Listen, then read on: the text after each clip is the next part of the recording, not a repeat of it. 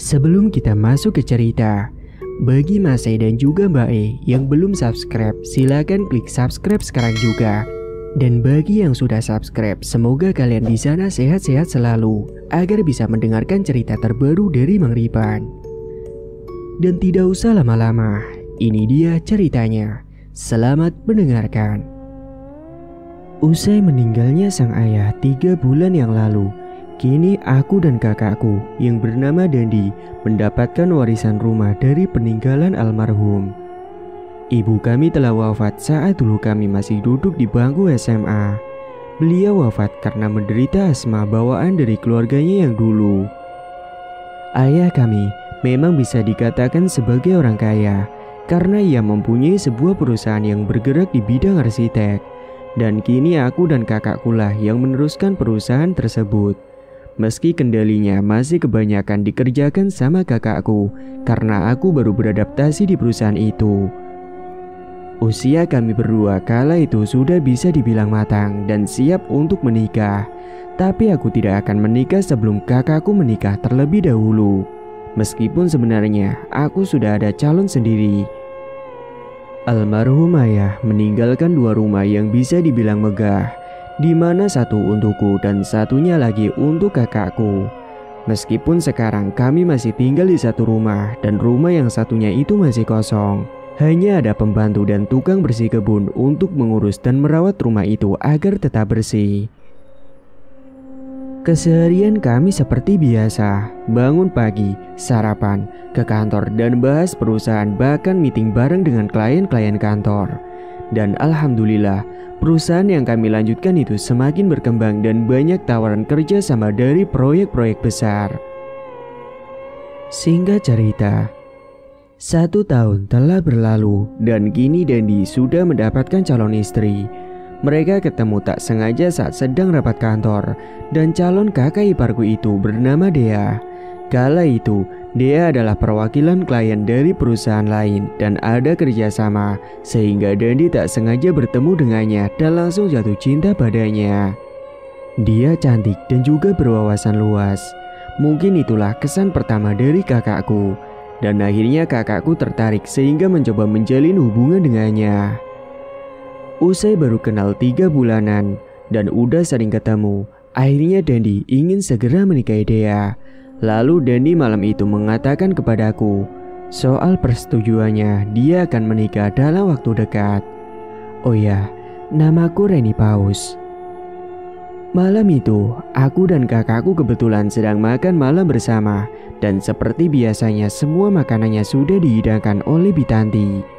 Selamat makan ya Mbak, Mas, ucap Bitanti. Iya Bi, makasih ya.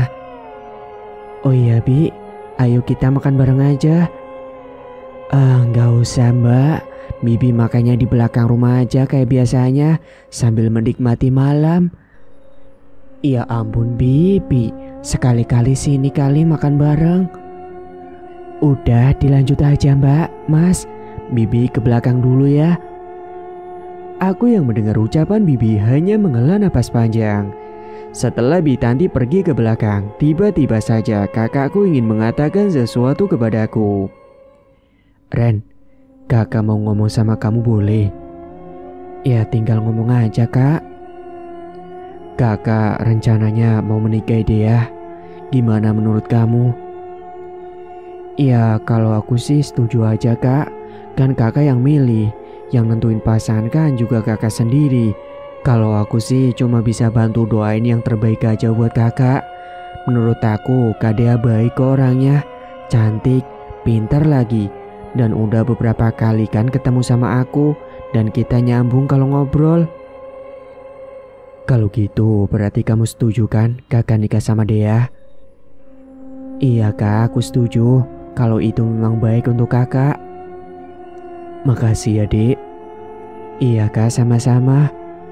Oh iya, emangnya kapan kakak mau nikah sama Dea?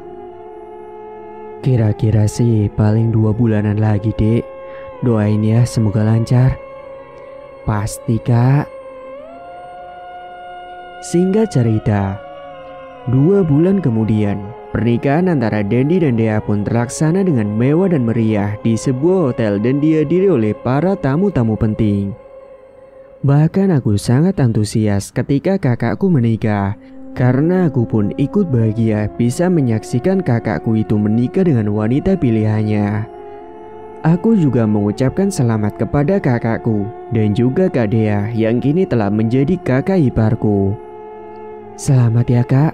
Semoga pernikahan kalian langgeng sampai maut memisahkan. Aku ikut bahagia. Iya dek, semoga kamu juga cepat nyusul ya.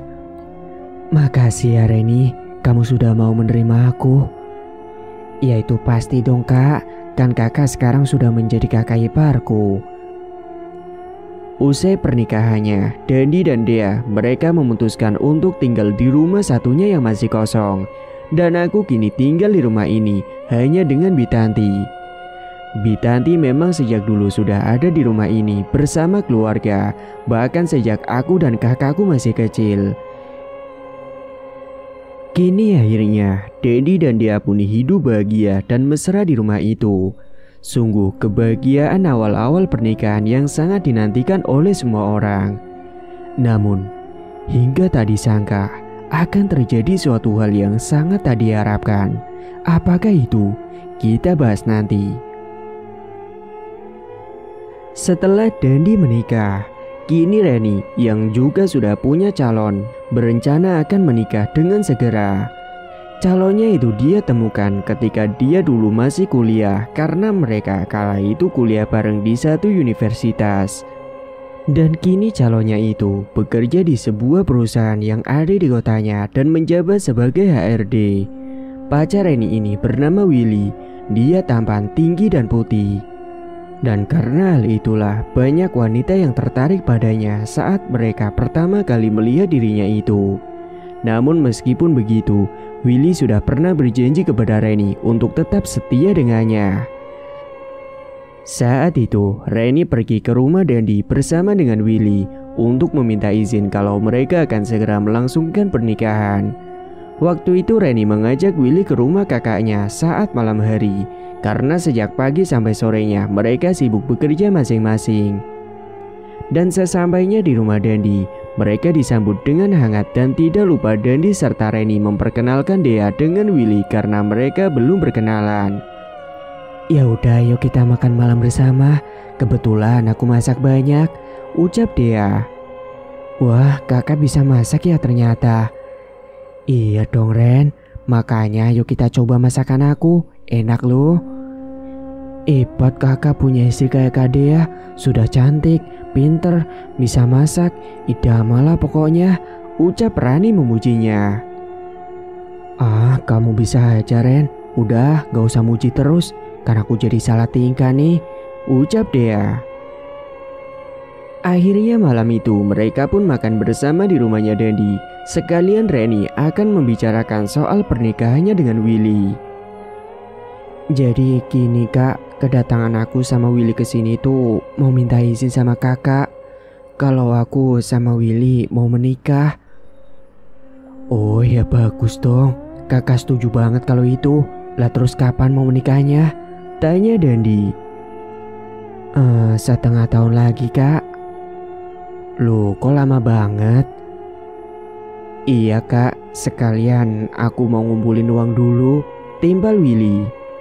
Iya sebenarnya sudah ada sih kak, tapi itu si Reni tuh mau pernikahan kita nanti dibuat seperti wedding mimpinya. Jadi ya aku harus ngumpulin uang lebih banyak lagi deh, ucap Willy. Oh gitu. Ya udah terserah kalian aja. Yang penting kakak setuju kalau kalian akan segera menikah.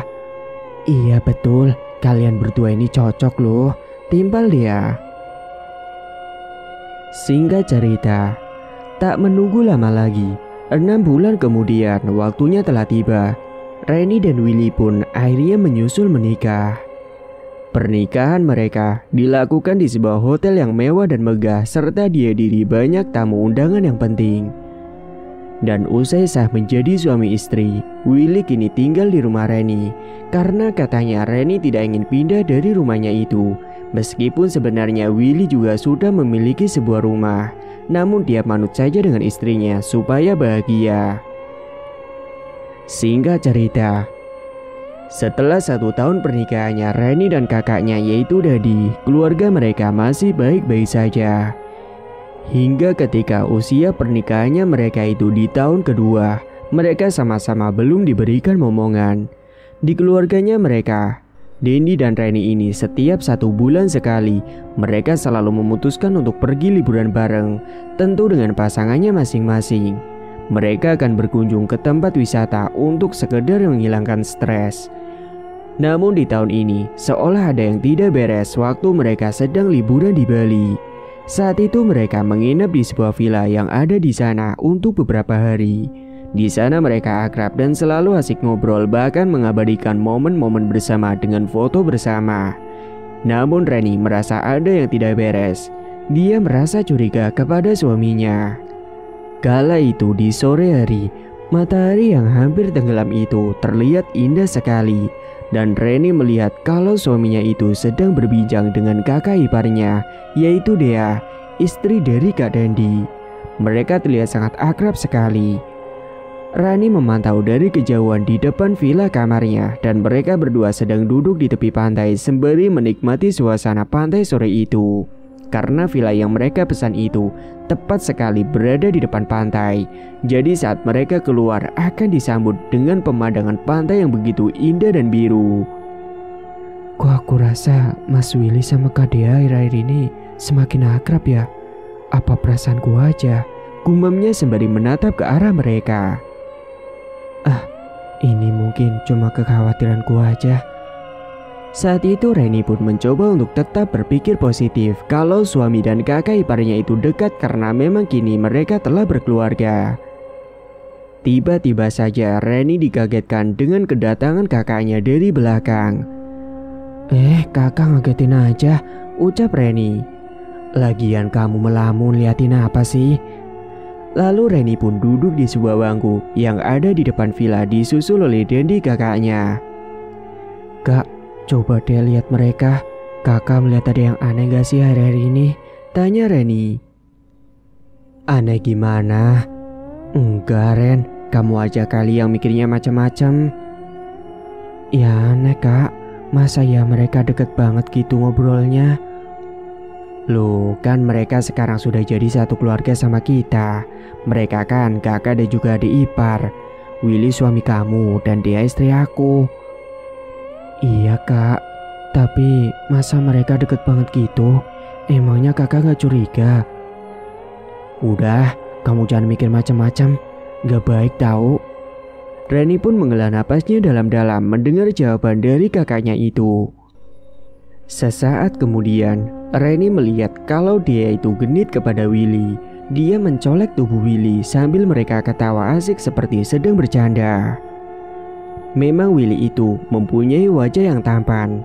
Dan nyatanya waktu dulu sebelum sama Reni, Willy sering gonta-ganti pasangan. Dia ini tergolong cowok yang playboy. Namun sejak bertemu dengan Reni dulu, dia berkata bahwa akan mulai setia padanya dan tidak akan menjadi playboy lagi. Kak, lihat itu. Mereka asik banget. Sampai Kak Dea nyolek-nyolek suami aku. Ya udah, yuk kita samperin aja.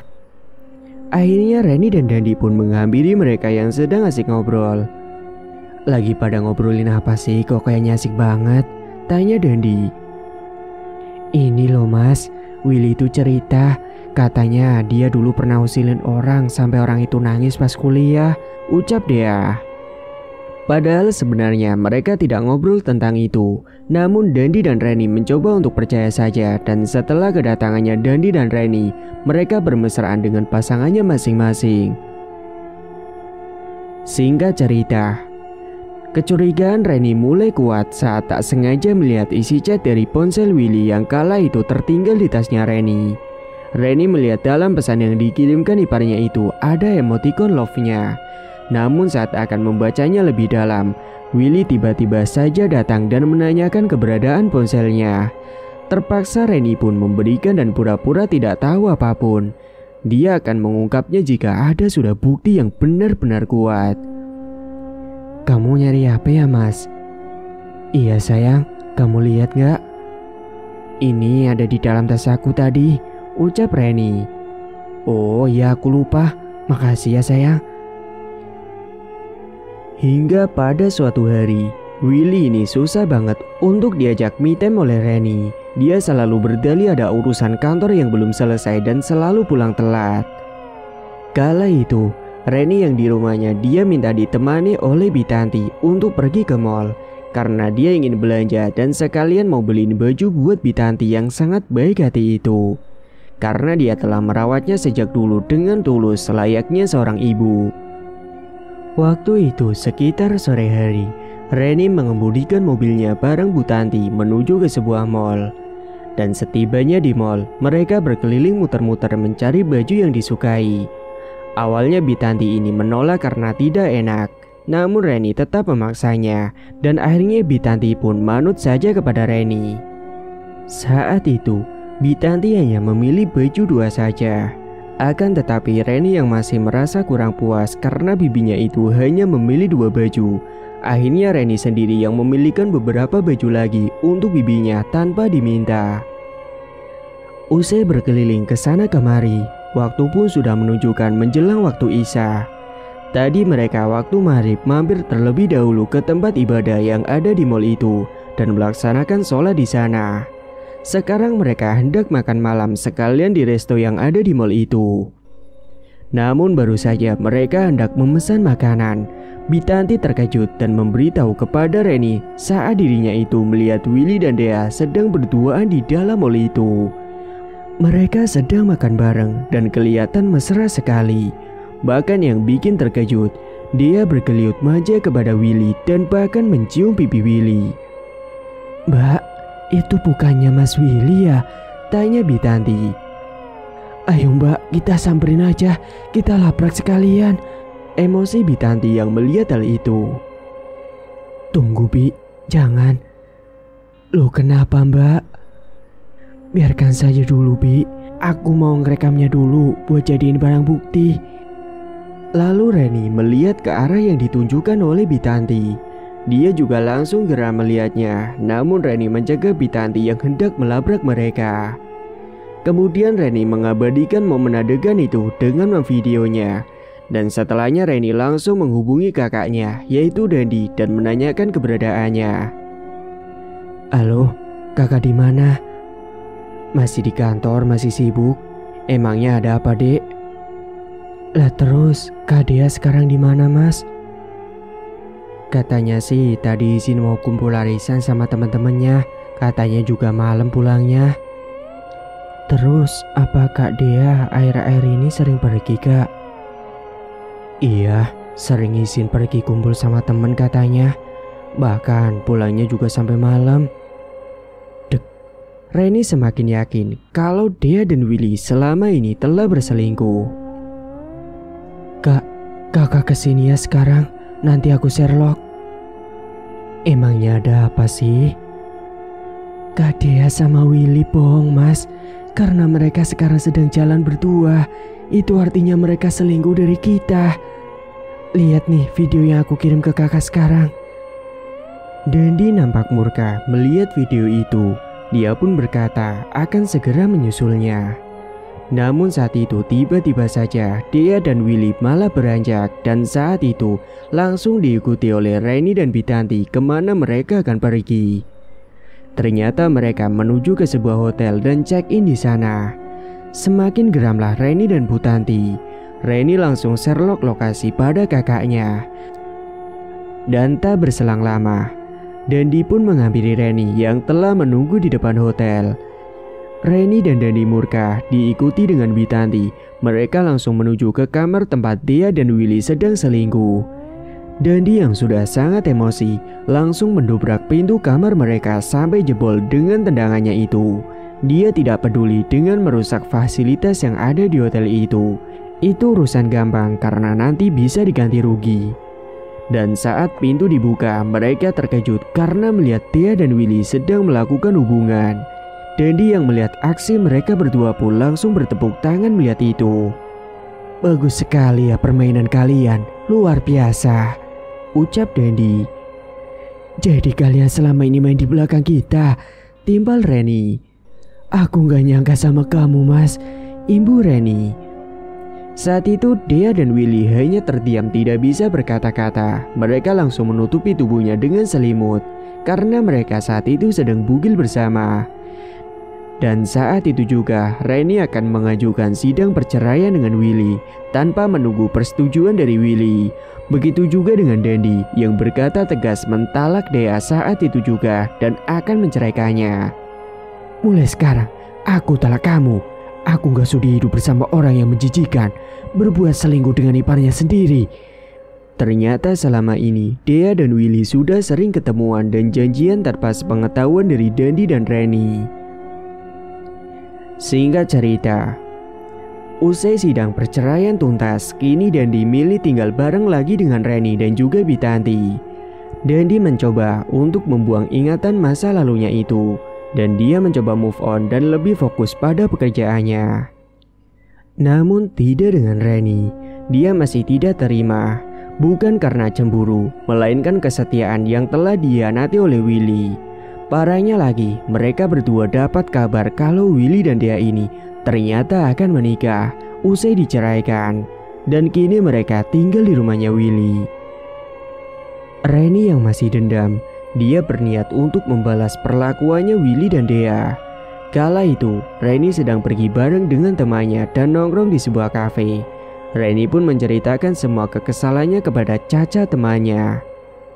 Kamu kenapa sih Ren? Dari tadi aku lihat kamu kok murung terus wajahnya. Padahal nih kita lagi nyantai loh, ucap Caca. Aku masih kesel Cak. Mas Willy sudah berkhianat dengan kakak iparku sendiri yang adalah istrinya kakakku. Aku pengen balas dendam sama mereka, tapi aku bingung harus bagaimana balasnya. Saat itu, Reni terlihat emosi dan bersungut-sungut. Untungnya Caca memberikan saran kepada Reni. Sudah, gak usah pusing. Aku ada saran nih buat kamu untuk balesin dendam ke mereka. Gimana caranya, Cak? Kamu pakai jasa santet aja, Ren. Nanti dijamin pasti mereka akan menderita. Seketika Reni terdiam dan memikirkan akan melakukan itu atau tidak.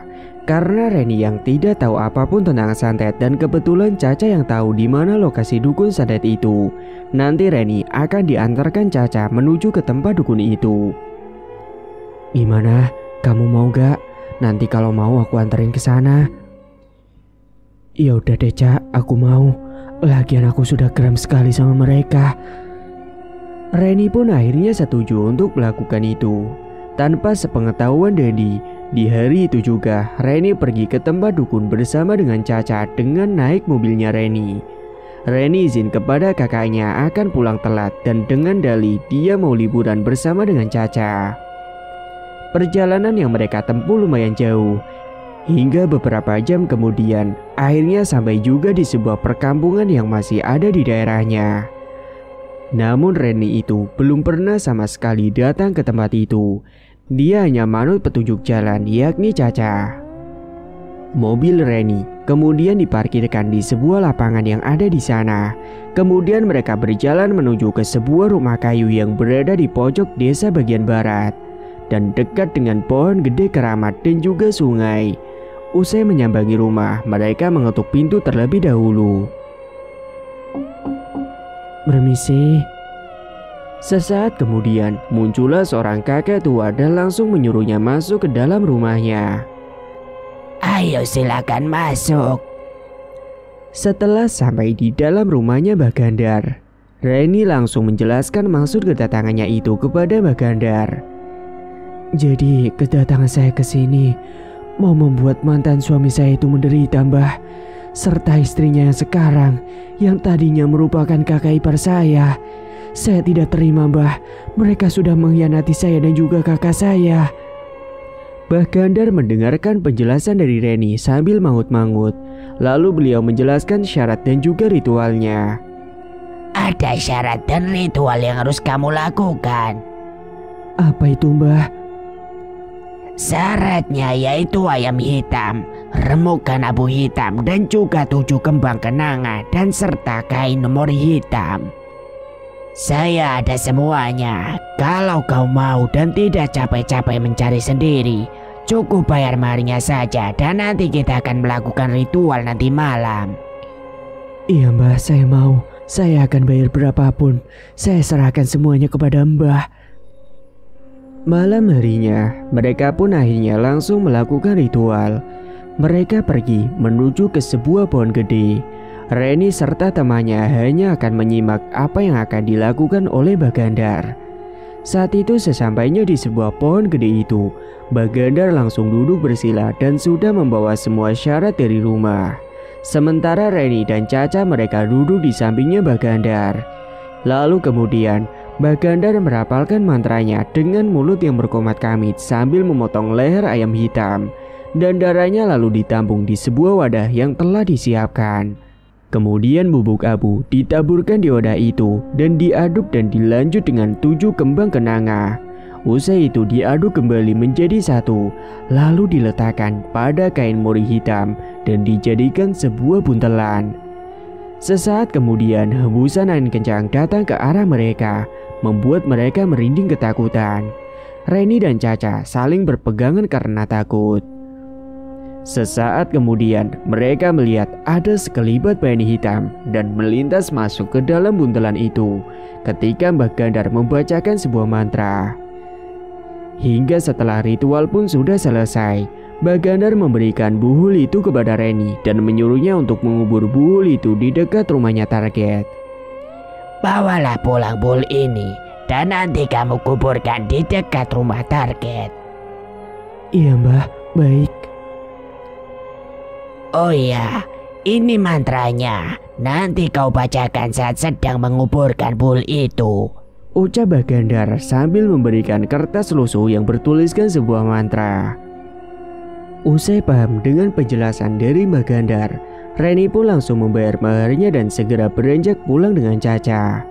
Sebenarnya saat itu, Reni dan Caca yang membawa buhul itu ketakutan karena dia melihat sendiri tadi ada sebuah bayangan hitam yang masuk ke dalam bungkusan buhul yang dibawanya itu. Dan waktu di perjalanan pulang, tiba-tiba saja mereka mencium bau anyir darah di dalam mobilnya, membuat mereka merinding dan ingin segera cepat sampai di rumah. Akan tetapi saat itu Reni akan langsung mampir ke rumahnya Willy, nanti langsung menguburkan buhul itu karena dia ingin cepat mereka menderita. Dan malam harinya Reni diantarkan oleh Caca menuju ke rumah Willy. Sesampainya di sana, Reni pun langsung segera menguburkan di depan halaman gerbang rumahnya Willy dan membacakan sebuah mantra yang sudah diberikan oleh Bagandar. Dan segera Reni dan Caca pun segera pergi dari rumahnya Willy usai menguburkan buhul itu. Beberapa jam setelah buhul itu dipendam di depan rumahnya Willy, Willy dan Dea yang sedang tertidur, mereka mendapati mimpi buruk.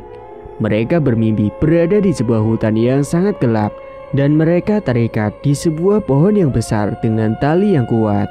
Mulutnya pun tersumpal dengan sebuah kain lusuh. Tiba-tiba saja saat itu muncul sosok wanita mengerikan dengan pakaian hitam lusuh serta tinggi besar. Mereka yang mulutnya tersumpal dengan kain lusuh tidak bisa teriak dan bahkan tidak bisa kabur karena tubuh mereka terikat kencang dengan pohon besar itu. Sosok itu mendekat ke arah mereka dan sosok itu membawa sebuah api yang berkobar dari tangannya dan api itu lalu diarahkan ke mereka.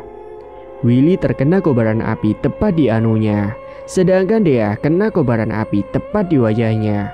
Mereka pun sontak kesakitan, akan tetapi mereka tidak bisa berteriak. Tidak hanya itu saja, sosok itu juga mengambil puluhan belatung busuk yang ada di bawah pohon itu dan menaburkannya ke badan Willy dan Dea. Mereka langsung keloncotan ketakutan, keduanya akhirnya pingsan di dalam mimpinya itu. Namun, di dalam mimpinya ketika mereka pingsan, malah di dunia nyata mereka terbangun. Dea dan Willy mereka ngos-ngosan saat terbangun dan tiba-tiba mereka merasakan sakit pada bagian anunya dan Dea pada bagian wajahnya yang tiba-tiba saja ada bekas luka bakar dan lebam. Tidak hanya itu, tubuh mereka mendadak menjadi gatal dan mengeluarkan bau yang sangat busuk dan juga menyengat. Mas, kok aku jadi gatal semua sih badannya? Ucap Dea.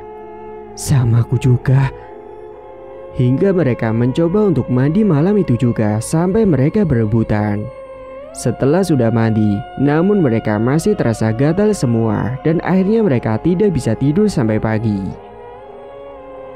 Keesokan paginya, mereka mandi lagi dengan menggunakan air hangat dan berharap rasa gatalnya itu bisa hilang. Namun kenyataannya malah tambah gatal sekali. Mereka juga menggunakan minyak wangi sangat banyak sekali supaya bau busuk yang berasal dari tubuhnya itu menghilang. Akan tetapi tetap saja bau busuk itu semakin menyengat masuk ke dalam hidung. Dan pagi itu pun mereka memutuskan untuk pergi ke rumah sakit untuk memeriksakan sakitnya itu. Mereka juga menggunakan baju yang tebal. Sesampainya di rumah sakit, mereka sampai diperiksa dengan dokter spesialis kulit untuk memeriksa keadaan kulit mereka.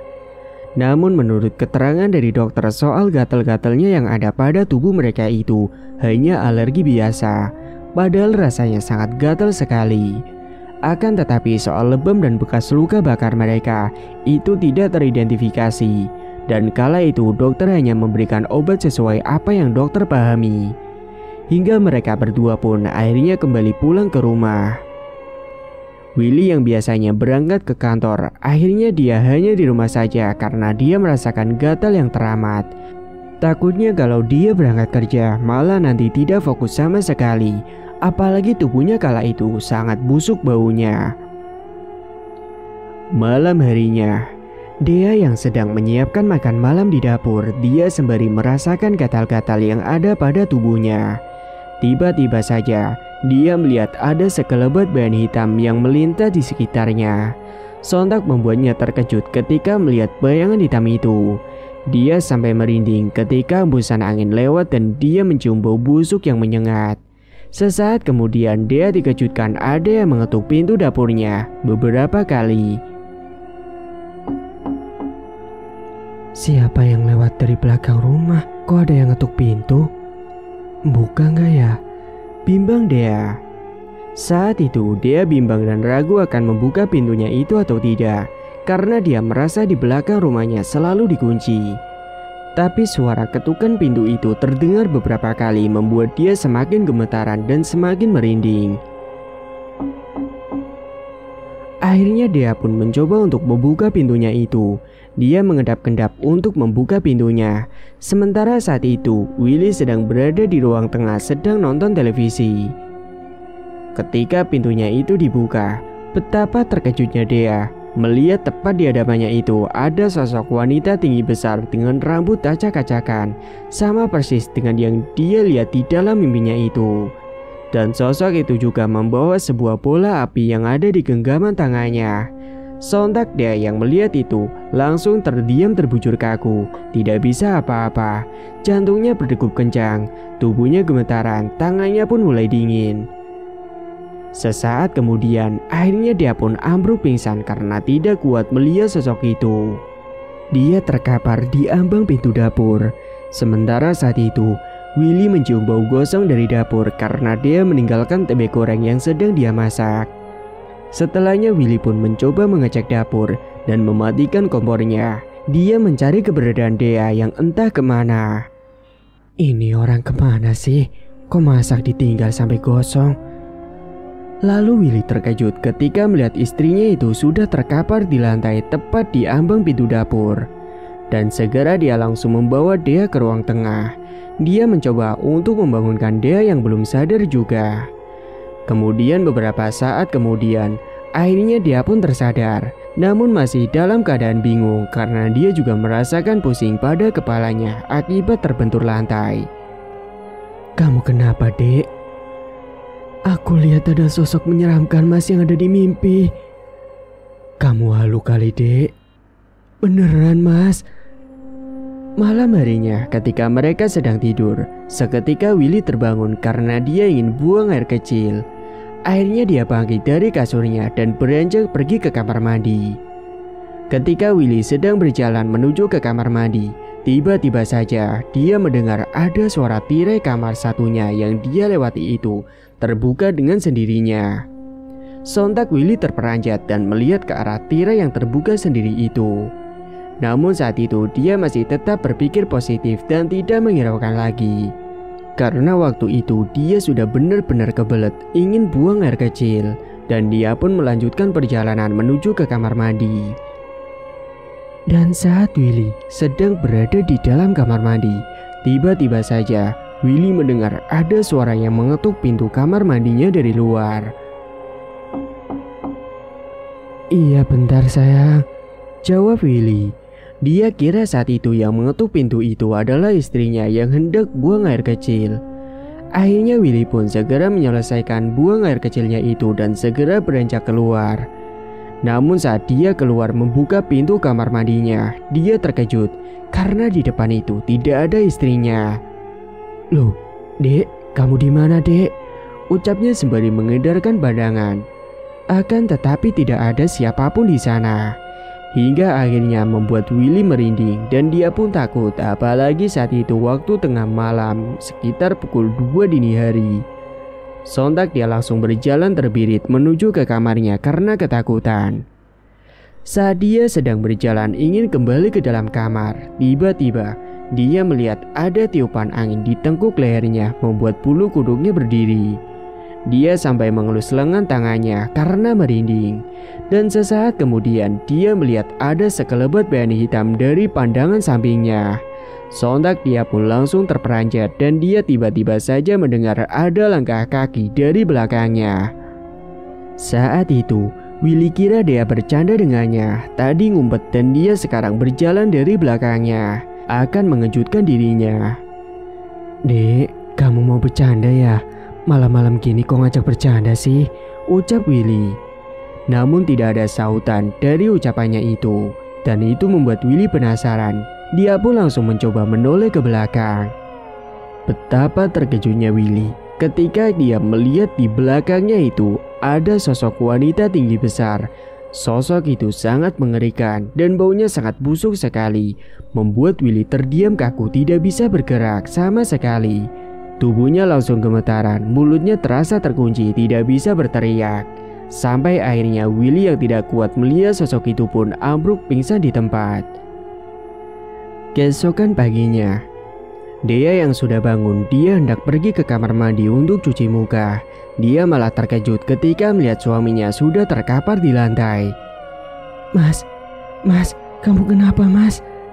Karena dia yang tidak kuat untuk mengangkat tubuhnya Willy, akhirnya dia biarkan saja di lantai dan dia segera mengambil minyak angin kayu putih untuk mencoba membangunkannya. Mas, bangun mas. Dan beberapa saat kemudian, akhirnya Willy pun bangun. Dia langsung bangkit duduk dan dipapa oleh Dea menuju ke ruang tengah. Dia akhirnya duduk di sofa depan televisi yang berada di ruang tengah. Bentar ya mas, aku buatin teh hangat dulu. Lalu Willy menganggukkan kepalanya menjawab ucapan Dea. Setelahnya sesaat kemudian Dea pun datang dan membawakan teh hangat untuk Willy. Ini mas, diminum dulu. Segera Willy menegak segelas teh hangat yang sudah dibuatkan oleh Dea. Kamu kenapa mas? Kok bisa terkapar di lantai? Semalam aku mau buang air kecil, terus ada yang ngetuk pintu, Dek. Aku kira itu kamu. Tapi pas aku keluar ternyata tidak ada siapa-siapa. Akhirnya aku jalan lagi mau ke kamar. Malah dengar ada langkah kaki di belakangku. Aku kira itu juga kamu yang bercandain aku. Tapi pas aku menoleh ke belakang, ternyata ada sosok wanita tinggi besar, Dek. Ngeri banget. Jangan-jangan itu sama seperti yang aku lihat, Mas. Seketika mereka pagi itu merinding kalau mengingat melihat sosok itu. Sesaat kemudian mereka tiba-tiba merasakan gatal-gatal lagi. Dan rasa gatalnya itu sampai perih, sampai mereka menggaruk-garuknya dengan keras sekali. Bahkan mereka mengambil benda yang dilihatnya untuk membantu menggaruk-garuk tubuhnya yang sangat gatal itu. Willy pun sampai menggarukkan punggung pada tembok rumahnya. Hingga akhirnya mereka memutuskan untuk pergi ke rumah sakit yang lain untuk periksa. Karena obat yang ada di rumahnya sudah pada habis dan mereka pikir karena obat sudah habis jadi rasa gatalnya itu akan kumat lagi. Sementara di sisi lain, Reni dan Dandi hidupnya seperti biasa, fokus berangkat ke kantor mengurus perusahaan peninggalan ayahnya. Dan mereka mencoba melupakan masa lalunya masing-masing. Reni belum tahu keadaannya Willy dan Dea karena mereka tidak pernah saling berkabar. Pagi itu, Reni dan Dandi yang akan berangkat ke kantor. Mereka berangkat sama naik satu mobil, yaitu mobilnya Dandi. Karena mobil Reni sedang ada di bengkel, ada masalah pada mesinnya. Saat itu mereka seperti biasanya melewati jalan raya. Dan di tengah jalan mereka terjebak pada lampu merah. Akhirnya mereka pun menghentikan mobilnya. Sesaat kemudian di sampingnya mobil mereka parkir saat di lampu merah. Tiba-tiba ada sebuah mobil yang datang dan berhenti di sampingnya. Kebetulan saat itu kaca jendela milik Dandi itu sengaja dibuka karena ingin menghirup udara di pagi hari. Begitu juga dengan kaca jendela mobilnya Willy yang juga dibuka. Sehingga mereka dapat saling melihat. Kebetulan saat itu Reni melihat ke arah mobilnya Willy dan Dea. Sontak Dandi dan Reni yang melihat ke arahnya langsung terkejut karena wajahnya mereka berdua itu, yaitu Willy dan Dea, dipenuhi dengan bintik-bintik merah dan juga nanah, bahkan seperti bisul yang bentuknya sangat membesar.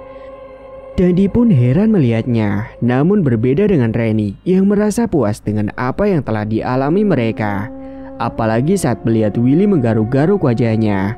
Mereka yang cantik dan juga ganteng seketika berubah wajahnya menjadi buruk rupa. Sesaat kemudian, lampu lalu lintas pun berubah warna hijau. Dan saat itu Willy langsung tancap gas lebih dulu, mungkin karena malu atau mereka sudah tidak tahan dengan rasa gatalnya itu. Sementara di dalam mobilnya itu, Randy dan Dandi membicarakan mereka. Dandi masih tidak menyangka dan heran dengan apa yang dialami mereka. Itu mereka kok sekarang gitu ya, Dek? Biarkan sajalah, Kak. Mungkin itu azab buat mereka, ucap Reni.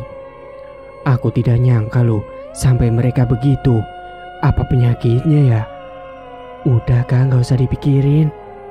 Sementara saat itu Reni merasa sangat senang sekali di dalam hatinya. Dia tersenyum puas bahagia. Beberapa saat kemudian, Willy dan Dea akhirnya sampai juga di rumah sakit dan mereka menemui dokter spesialis kulit lagi untuk memeriksakan kondisi kulitnya itu. Akan tetapi setelah diperiksa dokter pun hanya memberikan salep saja seperti waktu itu dan juga beberapa obat-obatan karena dokter tidak dapat mendeteksi sakitnya mereka berdua. Akhirnya mereka segera pulang ke rumah dan sesampainya di rumah, mereka langsung merasakan gatal-gatal yang teramat padahal sudah minum obat dan mengolesi salep yang sudah diberikan oleh dokter. Singkat cerita, malam harinya karena tidak kuat dengan gatal yang terus mereka rasakan, mereka pun malam itu memutuskan untuk mandi berkali-kali. Sampai mereka saling berebutan untuk mandi. Dan di dalam kamar mandi itu ada sebuah bak atau bathtub untuk berendam.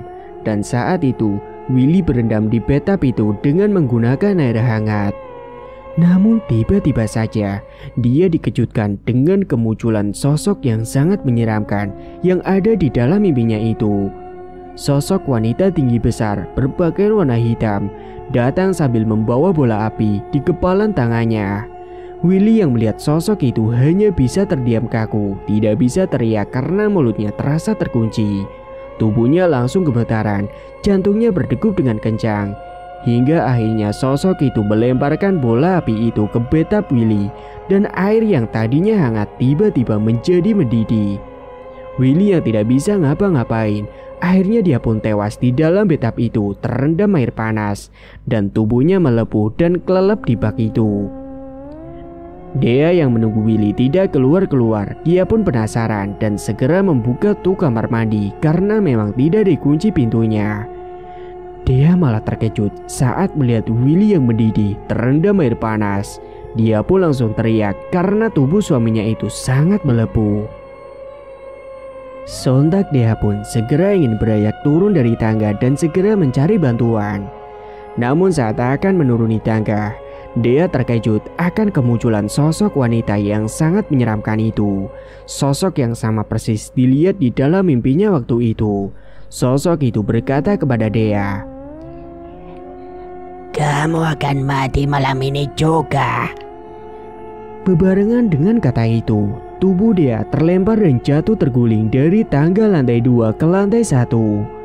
Saat tubuhnya itu menggelinding, kepalanya terbentur hingga darah pun bercucuran, dan akhirnya Dea pun tewas karena tidak ada yang menolongnya saat itu juga. Karena Dea kehabisan darah waktu itu. Hingga keesokan harinya, saat ART rumahnya Willy itu bangun dan hendak bersih-bersih, dia malah terkejut melihat Dea yang sudah tergeletak di lantai penuh dengan darah. Sontak ART itu langsung pergi ke pos jaga dan meminta pertolongan dengan satpam yang ada di sana, kemudian memanggil beberapa warga sekitar. Tolong Pak, Bu. Beberapa saat kemudian akhirnya beberapa warga datang untuk menolong. Ada apa, Bu? Tanya salah satu warga. Itu di dalam majikan saya tewas, Pak. Ayo kita lihat segera. Dan mereka itu juga menemukan jasad Willy yang ada di dalam kamar mandi yang terendam oleh air panas di bathtub. Akhirnya hari itu juga jasad mereka akan segera dimakamkan dengan kondisi yang mengenaskan. Dan kala itu dihadiri oleh keluarganya Willy dan Dea. Ketika jenazahnya sedang dimandikan, jasadnya Willy itu baunya sangat busuk sekali, dengan tubuhnya yang melepuh mengelupas semuanya, membuat semua para petakziah menggunjingkan jenazahnya Willy. Sedangkan Dea juga wajahnya sangat buruk rupa, penuh dengan bisulan pada mecah dan juga bernanah. Saat akan dikafani, jenazahnya itu seketika mengeluarkan nanah semuanya, membuat semua para petakziah menutup mulut karena baunya busuk sekali seperti bau bangkai. Astagfirullahaladzim, kok bisa ya jenazahnya mereka jadi busuk gitu baunya? Emangnya selama hidup mereka melakukan apa? Saya juga gak tahu, Bu. Sudah, jangan bicarakan orang yang sudah meninggal. Gunjingan para warga kala itu. Para ibu-ibu petakziah saling menggunjing dan terdengar di telinganya Rani. Namun dalam hatinya, Rani malah senang karena rasa sakit hatinya itu sudah terbalaskan. Dendi dan Rani yang mendapatkan kabar itu juga ikut ke pemakaman mereka. Rani saat itu berpura-pura sedih dan tersenyum puas dalam hatinya karena rasa sakitnya itu telah terbalaskan. Akhirnya mereka meninggal juga. Baguslah, itu artinya balas dendamku terbalaskan, gumam Rani dalam hati. 6 bulan telah berlalu. Kini Rani telah mendapatkan pasangan yang baru dan akhirnya mereka menikah lagi. Namun sebelumnya Dendi juga sudah menikah lagi dengan sahabat yang dikenalkan oleh Rani. Dia adalah wanita cantik dan juga lulusan dari pondok pesantren. Akhirnya Dendi manut saja dan langsung ngajak nikah. Dan akhirnya mereka pun hidup bahagia. Kini Rani dan Dendi juga sudah punya satu anak masing-masing dan melanjutkan hidup dengan cerita barunya dan melupakan masa kelamnya itu. Rani juga akhirnya sadar bahwa dendam yang dulu dilakukannya itu salah dan kini dia mencoba lebih baik dan juga bertaubat. Entah apakah taubatnya itu akan diterima atau tidak, itu urusan Allah Ta'ala. Dia hanya terus mencoba menjadi lebih baik lagi.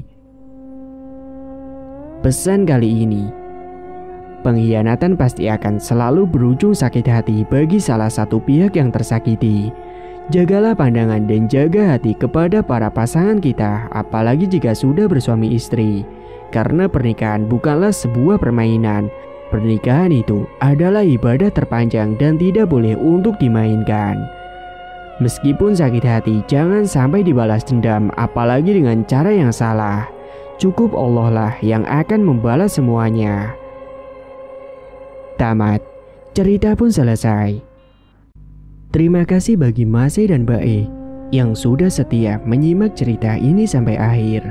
Dan bagi yang belum menekan tombol subscribe, silakan klik tombol subscribe sekarang juga.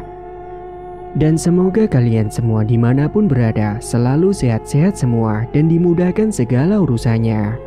Dan sampai jumpa lagi di cerita terbaru yang akan Mang Ripan bawakan nantinya.